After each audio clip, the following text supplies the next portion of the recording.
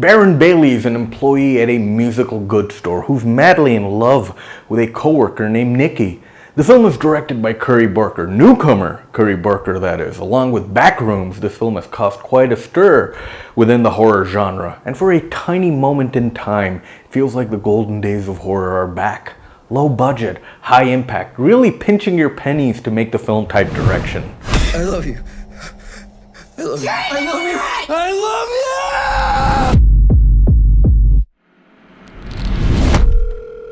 I was calling to see if there's a way I can cancel a wish. I'm sorry, we don't really do that.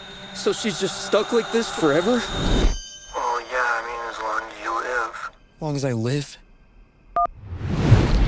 It takes you back and reminds you of films such as The Exorcist and Carrie.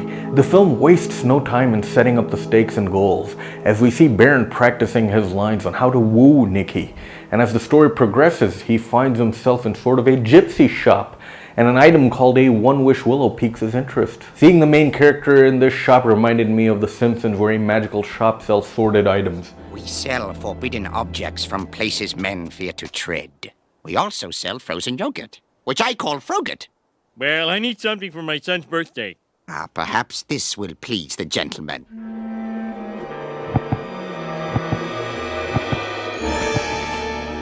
Take this object, but beware, it carries a terrible curse.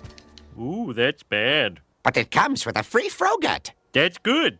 The Frogut is also cursed. That's bad. But you get your choice of topping. That's good. The toppings contain potassium benzoate. That's bad. Can I go now? And lo and behold, I come to find out that Curry Barker was also inspired by The Simpsons. But he was inspired by a different episode than the one I was thinking about. His involved a monkey's paw, which is also based off a novel, which granted you 4 wishes, each with a gigantic caveat. Such as, if you wish for world peace and throw away all your weapons, what are you going to do when aliens invade? However, the one-wish willow doesn't have that caveat. It does give you what you want. Therein lies the corruption of wishing a person who doesn't love you to love you. Baron wishes that Nikki love him more than anyone in the world. Be careful what you wish for, you just might get it. Boy, does Baron ever get his wish, because in a second after Baron makes his wish in his car, as he drops off Nikki, she becomes a whole different person and is attracted to Baron like the opposite ends of a magnet, wanting to be stuck onto him 24/7. Thus the film's title, Obsession. But there is a double meaning to that title. What follows is Baron trying to make the love of his life unlove him in a series of scenes which gets more and more unhinged and creepy as the film progresses. I gotta highlight the acting here. Indy Navarrete is superb as Nikki and feels effortless when playing the crazy girlfriend. What helps is that there are slight glimpses of the real Nikki, the one who just thought of Baron as a friend, trying to break through out of this trance. It's like 2 minds operating in a single brain. Really dope stuff.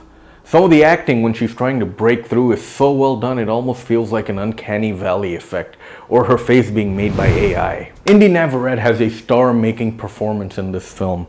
Baron, played by Michael Johnston, brings the Peter Parker energy to the role, but instead of him becoming Spider-Man, he has a crazy woman attached to him by the hip, a woman he made crazy. I like how he turns into a massive piece of crap as the film progresses by not trying to help Nikki and not taking cognizance of his situation because of his fantasy of owning Nikki and not wanting to own up to the fact that he is indeed a cowardly loser. The best and most impactful scene of the movie is when a lucid Nikki in her sleep begs Baron to kill her.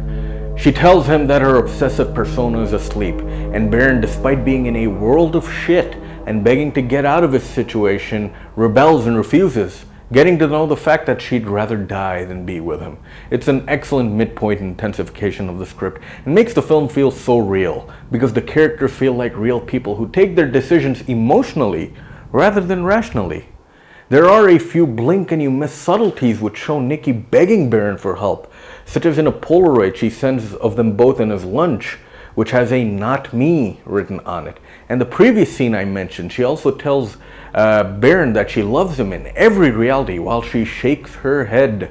Stuff like that doesn't go unnoticed. The cinematography tonally is spot on. However, I'd like to thank India's PVR cinema for not giving a shit about the audience's viewing pleasure. with the projection being absolutely trash. The film's lighting really shines with using shadows. Lots of scenes have Nikki obscured in darkness. Tons of backlight and background light with Nikki hiding in the shadows. There's a great scene where you can only make out Nikki's eyes in a pool of darkness. It's very well done. The film's ending is insanely well done, as Baron purchases more One-Wish Willows, but is unable to use them as his previous wish is still active. I won't go into details. The ending is more than just satisfactory, and kind of similar to how It Follows tackled its ending. It's quite powerful how far one person's love took things and ruined the lives of so many people. This is a great horror film, and more than that, it's a great film with great character work. This is a must-see, one of the best of 2026, and it gets a rating of 4 out of 5 stars, people. Go check Obsession out. Thank you everyone for watching. I really appreciate you being here. I will catch you on the next review very soon. Thank you.